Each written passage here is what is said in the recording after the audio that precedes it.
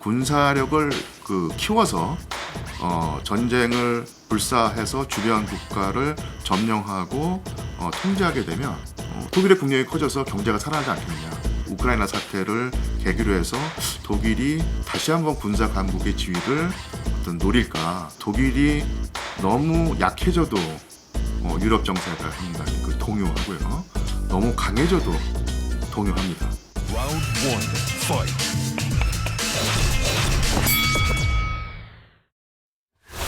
안녕하세요. 박종훈의 경제한방입니다. 이 독일이 군사 강국으로 다시 떠오르는 걸까요? 이 최근에 러시아가 우크라이나를 침공한 이후 독일의 재무장이 최근에 화제로 떠올랐는데요.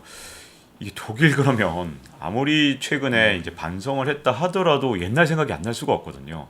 과거에 독일이 무장했을 때마다 이 유럽에서 안 좋은 일이 있었기 때문에 과연 독일의 재무장을 이 시점에서는 어떻게 봐야 되는지 그 시각을 좀 여쭤보려고 지금 독일이라는 나라를 들어보기 위해서 상명대 류한수 교수님 모셨습니다. 예. 안녕하세요. 네. 안녕하십니까? 네. 예.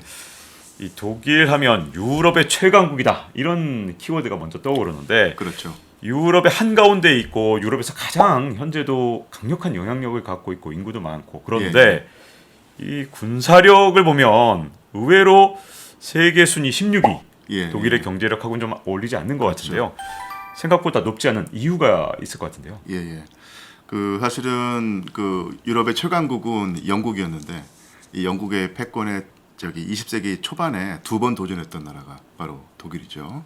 그래서 이제 두 번 다 패전을 하면서 특히 제 1차 세계 대전 때 전쟁에 지면서 강화 조약이 맺어지죠. 베르사유 조약일 텐데요. 1918년에 베르사유 조약을 체결할 때 승전국이었던 영국과 프랑스가 독일이 다시 재기할 것을 예상하고 그런 가능성을 없애기 위해서 군사력을 엄청나게 제한을 합니다. 그래서 참고로 제1차 세계대전 때 독일이 동원했던 병력이 450만 명이거든요. 아니 그 시절에 450만 명이라니 진짜 엄청난 대군이에요. 그러니까 총력전 체제라서 모든 이제 국민 중에서 무기를 들 수 있는 남자들을 다 동원했기 때문에 전쟁 막바지에 450만 명이었습니다. 근데 베르사유 조약에서 군대 규모를 육군 10만 명, 해군 15,000명으로 줄이기죠. 450만에서 아주 극적인 감소군요. 거의 그러니까 이 영국과 프랑스의 기본 개념이 독일 안에서 치안과 질서는 유지할 수 있되 외국과 전쟁은 할 수 없는 수준으로 독일군을 제한했던 것이죠. 그리고 이제 병력도 10만 명 안팎으로 줄이고 전차 그다음에 잠수함 이런 것을 개발 실험 보유하지 못하게 만드는 제한을 두고 했습니다. 그러니까 이러면서 독일군의 수준이 아주 낮게 설정이 되죠. 네. 제가 그때 역사를 좀 보니까 그 당시에 정말 중요한 지역으로 라인란트라는 지역이 자꾸 거론되더라고요. 그게 어떤 지역이고 도대체 무슨 일이 있었던 건가요? 독일이 유럽 한가운데 있는데요. 크게 보면 이 동부 쪽은 농업지대고 이 서부 쪽은 공업지대입니다. 특히 이제 19세기 중후엽부터 독일이 공업 강국으로 성장하게 되는데 주로 이제 공장이 몰려 있던 곳이 라인강 부근이었거든요. 그러니까 핵심 지역이죠. 그리고 이제 프랑스에게는 프랑스인들이 부르는 자연국경이라는 개념이 있는데 이 프랑스의 동쪽 국경은 라인강이어야 한다라고 하는 개념이 있었어요. 원래 나폴레옹 때부터. 그래서 이 라인란트를 어떻게든 프랑스가 차지하지 못했더라도 큰 영향력을 행사해야 한다고 하는 생각을 가지고 있었기 때문에 아예 그냥 베르사유 조약에서 규정하기를 라인강 서쪽 지역 이게 라인란트겠죠. 그리고 라인강 동쪽으로 50km 지점에는 독일군이 진주하지 못한다라고 하는 규정을 박아뒀어요. 네. 그래야지 이제 프랑스가 독일의 어떤 또 다른 침공 위협으로부터 안전해지리라고 생각을 했던 것이죠.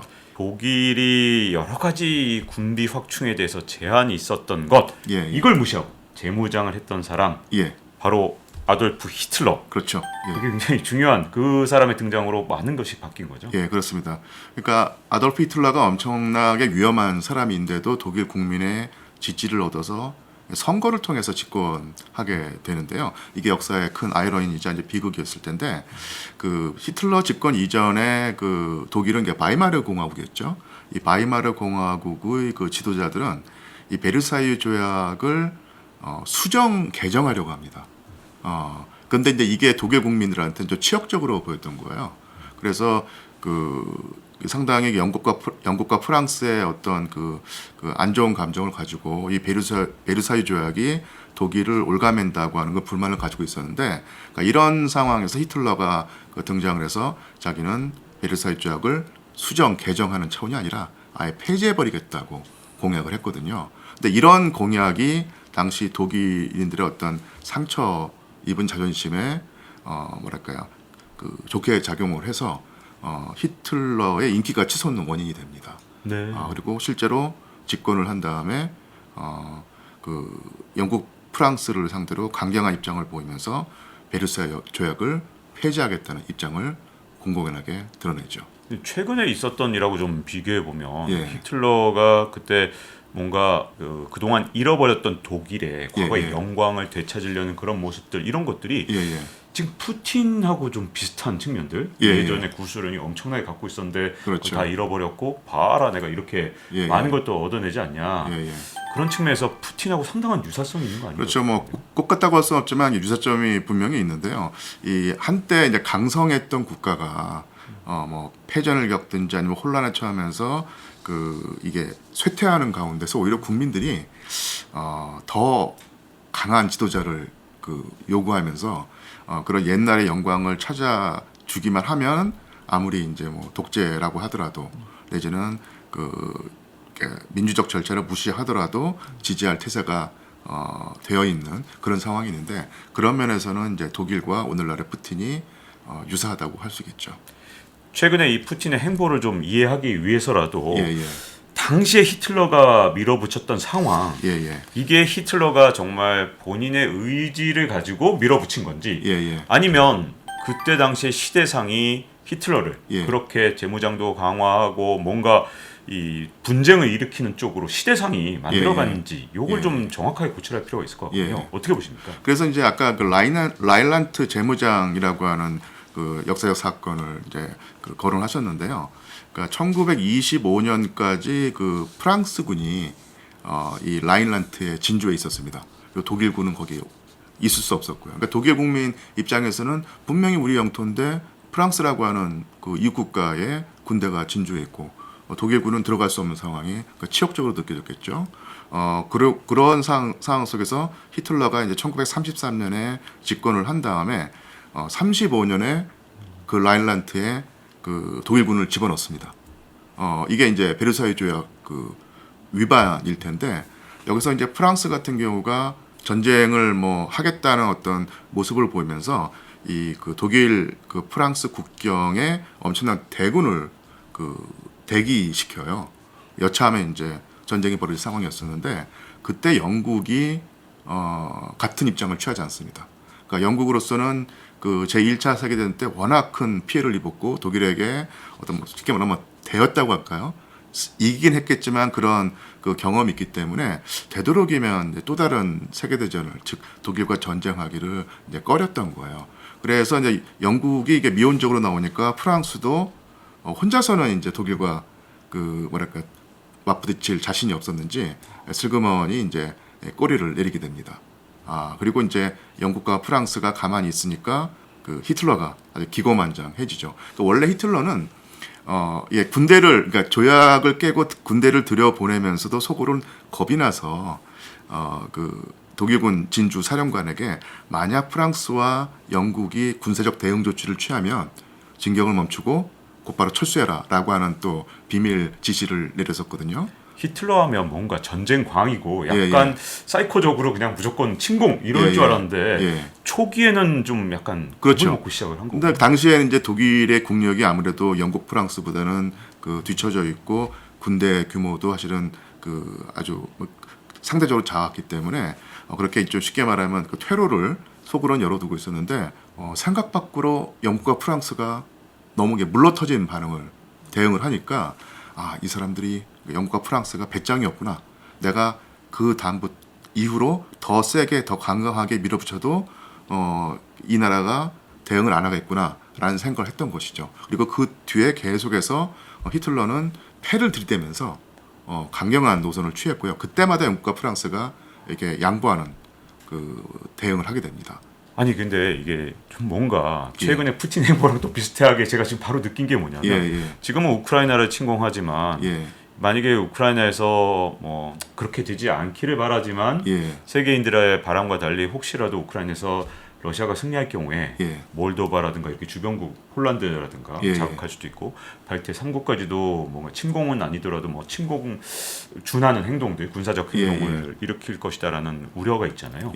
그럴 때마다 미국이 뭔가 뒷짐을 너무 지고 있는 거 아니냐 또는 미국이 또 혹시라도 건드렸다 3차 세계대전 나면 어떡하냐 이런 양쪽 생각이 왔다 갔다 한단 말입니다. 그러면 당시에 독일이 그러지 않아도 전범국이었는데 이렇게 뭔가 자꾸만 확대해 갈 때 영국이나 프랑스 같은 그 당시에 강대국들 또 미국 같은 나라들 그 당시에도 미국도 뭐 영국만큼은 아니라도 그래도 꽤 영향력 있는 나라였잖아요.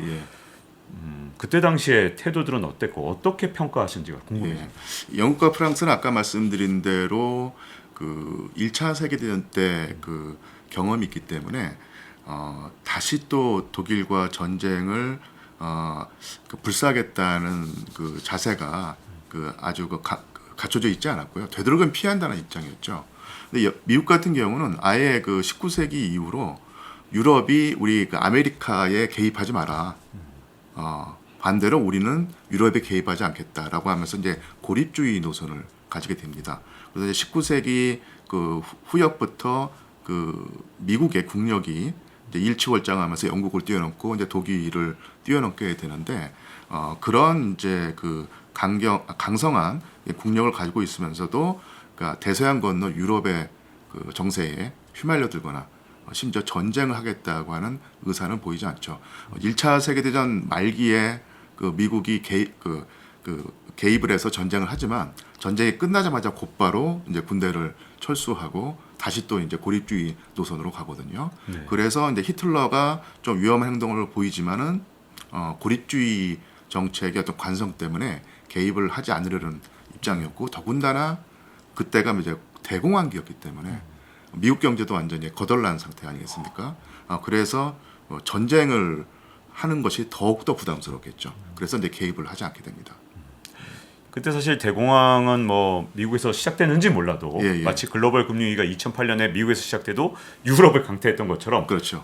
유럽도 굉장히 힘들었잖아요. 그렇습니다. 독일도 마찬가지였고. 근데 제가 이제 경제사를 공부할 때 항상 궁금했던 것 중에 하나가 독일이 의외로 보면 미국보다도 먼저 경제 위기를 극복했는데 경제 위기를 극복을 먼저 하다 보니 독일이 재무장을 서두를 수 있었던 건지 아니면 이렇게 재무장을 하는 과정에서 미국의 뉴딜 정책처럼 그렇게 역할을 하면서 독일 경제가 먼저 살아난 건지 진짜 닭이 먼저 달걀이 먼저인지 참 궁금해지거든요. 저도 아주 그 원론적인 경제사밖에는 이제 모르는데요. 제가 알고 있는 지식을 좀 정리해 보자면 그 전까지는 자본주의 체제에서 정부가 경제에 개입하면 안 된다. 기업의 어떤 운영을 뭐 조정하거나 뭐 이런 식으로 그 개입하면 안 된다고 하는 그 인식이 완전히 뿌리박혀 있었는데 그런 상황에서 이제 대공황이 닥치죠. 그래서 미국 같은 경우는 그 루스벨트 대통령이 집권한 다음에 뉴딜 공공 사업을 일으켜서 실업자를 구제하고 각종 정책을 펴게 되죠. 그러니까 정부가 아주 적극적으로 경제에 개입하게 되는데요. 독일도 마찬가지였습니다. 독일의 그 집권자였던 히틀러가 사실은 뭐 그 당시 뭐 케인즈 이론이라든지 경제 이론을 뭐 확실히 가지고 있지는 않았는데 똑같이 그 정부가 적극적으로 그 경제와 기업 활동에 개입을 해서 실업을 억제하고 경기를 이제 그 부흥해야 한다는 그런 생각을 하게 되죠. 그래서 두 가지 방향의 정책을 펴는데 첫 번째가 미국처럼 공공사업을 일으킵니다. 그게 바로 이제 아우토반이겠죠. 그 유명한 아우토반. 아우토반을 깔면은 당연히 이제 그 엄청난 노동력이 필요한데 그 실업자들이 이제 그쪽으로 흡수가 되고요. 그리고 또 하나가 이제 군비 증강입니다. 이제 군수 산업을 일으키고 군대 규모를 엄청나게 늘리는 것이죠. 아까 베르사유 조약에서 독일군의 규모가 10만으로 제한돼 있었는데 이것을 깨버리고 아주 급속도로 독일군을 늘리게 됩니다. 이런 식의 그 군비 확장과 그 공공 사업 지출을 통해서 적극적으로 경기를 일으키고 그래서 히틀러 집권기에 독일 실업자가 600만 명이었거든요. 네. 예, 근데 몇 해 만에 한 3년인가 그 4년 뒤에 160만 명으로 줄입니다. 와, 엄청나게 빨리 줄었네요. 그렇기 때문에 히틀러가 독일 국민들의 지지를 얻을 수 있었던 것이죠. 네. 이것 때문에 지금도 사실은 약간 걱정되는 게 예. 푸틴 입장에서 지금 어쨌든 러시아 경제가 한동안 어려웠기 때문에 그렇죠. 예. 이런 나라들은 결국은 어떻게 보면 자기가 정권을 유지하기 어려워지면 외부의 예. 적을 만들고 군비 확장 경쟁을 할 가능성도 예. 있잖아요.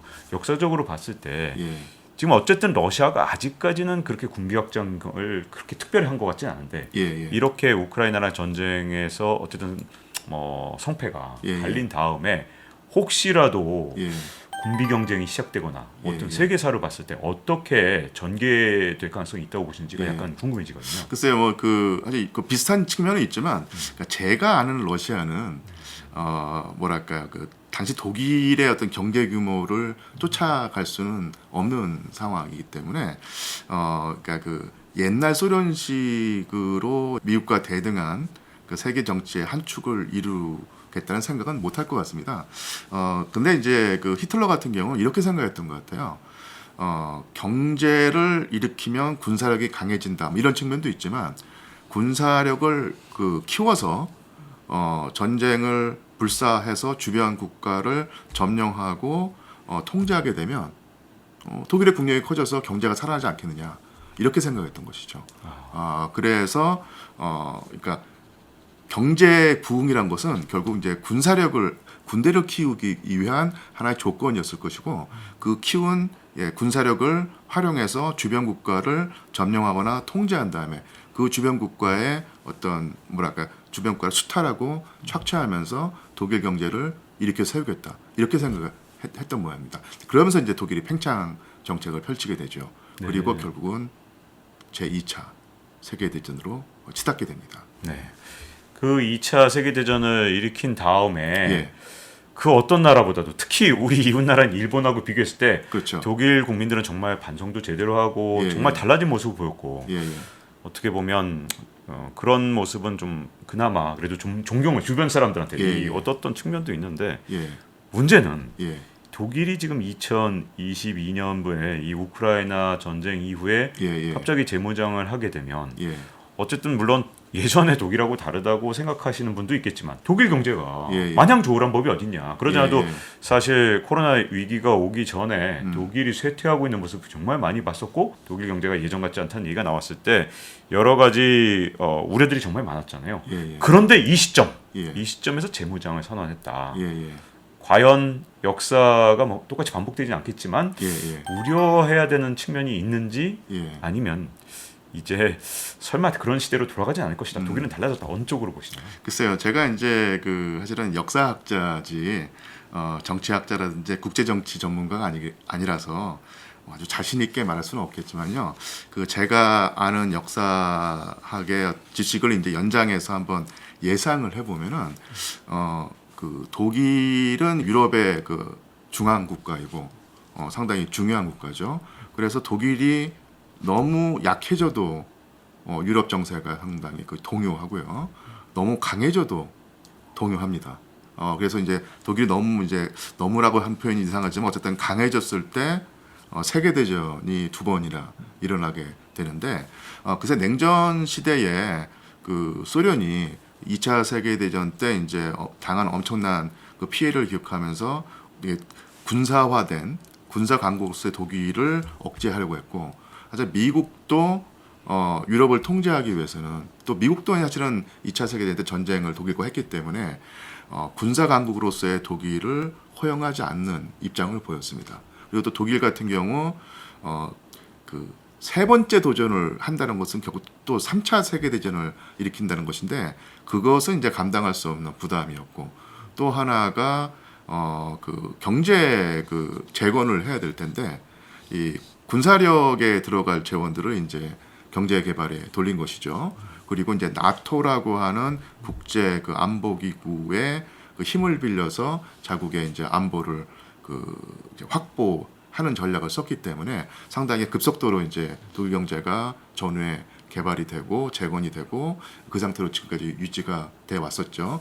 그런 관성을 끊고 우크라이나 사태를 계기로 해서 독일이 다시 한번 군사 강국의 지위를 어떤 노릴까 그런 조금 저는 회의적입니다. 네. 예, 그리고 또 하나가 그 러시아는 반대할 거고요. 미국도 그 유럽을 쉽게 말하면 자기 마음대로 어떤 통제를 하려고 하면 유럽의 어떤 그 군사력이란 것이 고만고만해질 텐데 다시 독일이 또 그 현재 그 경제력에 걸맞는 수준으로 군사력을 키운다고 했을 때 미국의 국익에 장기적으로 도움이 안 된다고 하면서 그러니까 러시아의 위협에 맞설만 하는 어떤 수준으로 독일의 군사력을 키우는 것은 용인하겠지만 미국의 그 지위 그다음에 유럽 어떤 그 전략 구상을 깨트릴 만큼 독일의 군사력이 커지는 것을 과연 내버려 두겠는가 하는 생각을 합니다. 그래서 지금보다는 독일이 군사 강국이 되겠지만 유럽을 어떤 그 제패할 수 있는 그리고 유럽을 완전히 좌우지할 수 있는 수준의 군사 강국으로 성장하는 것은 미국이 허용하지 않을 것이라고 저는 생각합니다. 네. 앞으로 더욱더 다극화 체제, 양극화 체제로 가면서 세계의 모습이 지금까지 우리가 알던 세상에서 새로운 세상으로 좀 넘어가는 것 같은데요. 이렇게 세계사를 통해서 과거를 통해서 앞으로 미래를 조금이라도 더 조망할 수 있는 기회를 아마 시청자분들이 가진 것 같습니다. 자, 이렇게 경제한방 마칠 시간이 됐고요. 잊지 말고 좋아요, 구독, 알림 설정해 주시면 다음 시간에 뵙도록 하겠습니다.